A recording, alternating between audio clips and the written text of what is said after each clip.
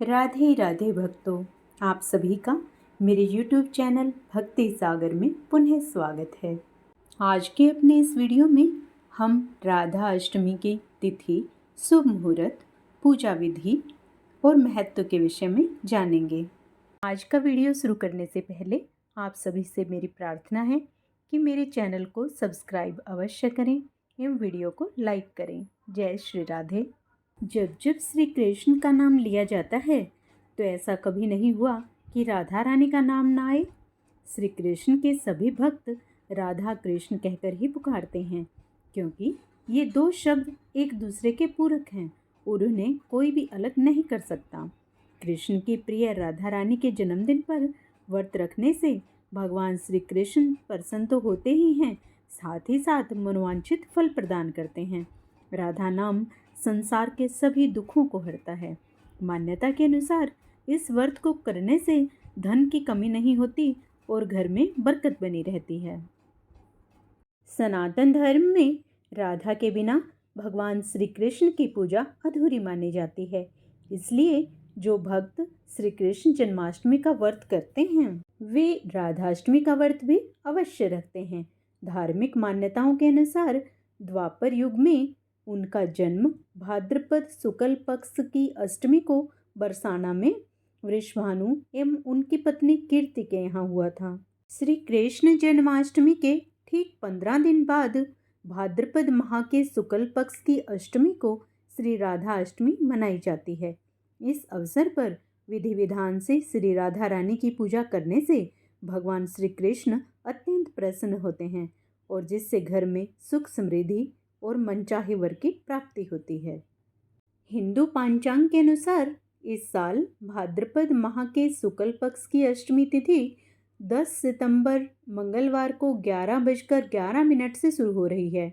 इस तिथि का समापन 11 सितंबर बुधवार को 11:46 पर होगा।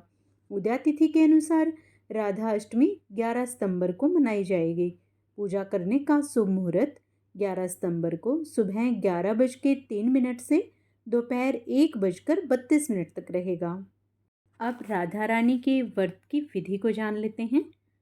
सुबह सबसे पहले स्नान करके सूर्य देव को जल अर्पित करें। मंदिर में 5 रंग के मंडप सजाएं। उनके ठीक बीचों बीच मिट्टी या तांबे का कलश स्थापित करें। इसके पश्चात एक पात्र के ऊपर सुसज्जित राधा रानी का मूर्ति स्थापित करें। फिर श्री राधा की विधिवत पूजा करें। ध्यान रखें, इनकी पूजा दोपहर के समय में ही की जाती है। व्रती ध्यान दें, पूजा के बाद उपवास करें और केवल एक समय ही भोजन करें। अगले दिन अपने श्रद्धा के अनुसार सुहागिन स्त्रियों व ब्राह्मणों को भोजन करावें और दक्षिणा दें। स्वयं भी प्रसाद के रूप में भोजन को ग्रहण कर सकते हैं।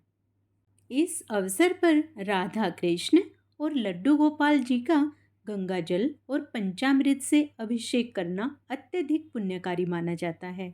इस शुभ अवसर पर किशोरी जी का विधिवत श्रृंगार करना चाहिए।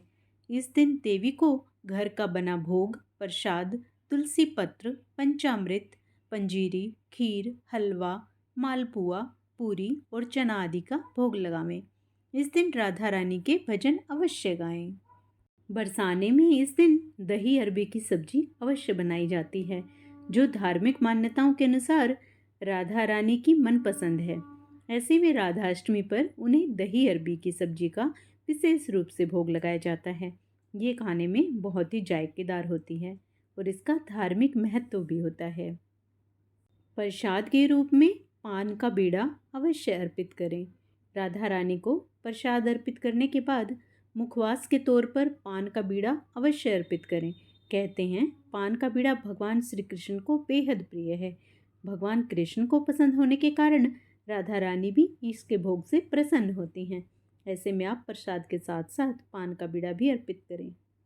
जब श्री कृष्ण गोकुल से मथुरा जा रहे थे तो राधा रानी ने उनसे प्रसन्न किया, बताइए हमारा विवाह होगा या नहीं।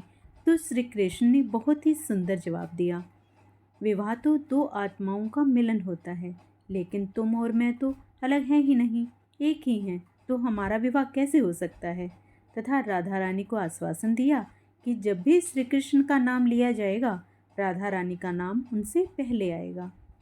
उसी समय से श्री कृष्ण के सब भक्त श्री कृष्ण को प्रसन्न करने के लिए राधे राधे कहकर पुकारते हैं।